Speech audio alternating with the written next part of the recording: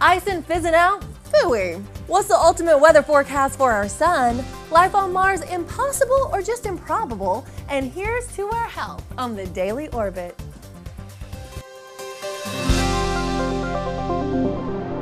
Hello and welcome to the Daily Orbit. I'm Emerald Robinson. Well, if you were sad about the news of the fizzing out of ISON, here's a ray of hope. Red Orbit's got an exclusive scoop on the current state of Comet ISON. Astrophysicist Bruce Gary of the U.S. Naval Research Laboratory says that the reports that the comet is fizzing out are nonsense and media hype. According to Gary, ISON is right on track, gradually brightening and beginning to show an extended coma.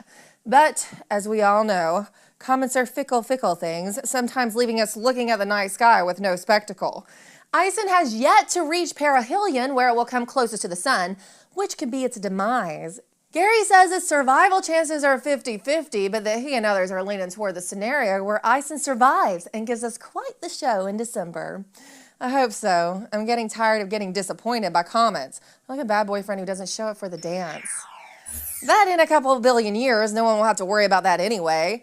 In one of the longest range of weather forecasts ever made, a team of UK scientists say that the increasing intensity of the sun will evaporate the oceans and end life in about 1.8 to 3.2 billion years.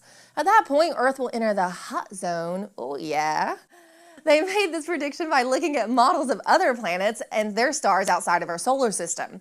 They say these findings are important because it gives us clues about other planets and their system's so-called habitable zones and the potential for the evolution of complex life. Basically, whether they have a window of habitability long enough to evolve complex life. But humans won't have to worry about getting scorched up by the sun. We'll die out way before that. Humans can't survive even a small increase in temperature. I mean, we'll probably be living on Mars anyway, right? And chances are we don't have to worry about intruding once we set up shop on the red planet. New evidence from Curiosity reveals that Mars actually lacks methane, contradicting earlier reports. Methane can be a key sign of life because it is a byproduct of microbial metabolism.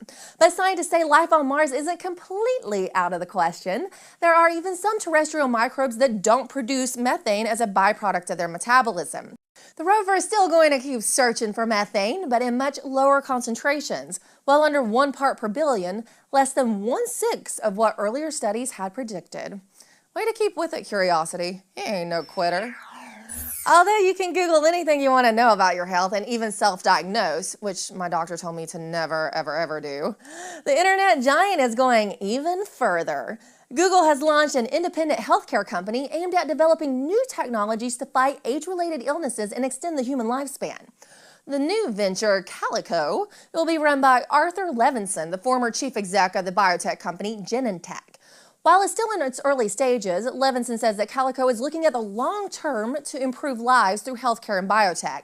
But he believes they can make good progress within a reasonable timescale with the right goals and right people. While trying to increase the human lifespan, here's something Google and Calico might want to take a look at. A new study out of China says that vitamin B supplements may help reduce the risk of stroke. Previous studies had conflicting findings on the subject, with some saying it may even increase the risk of stroke or heart attack.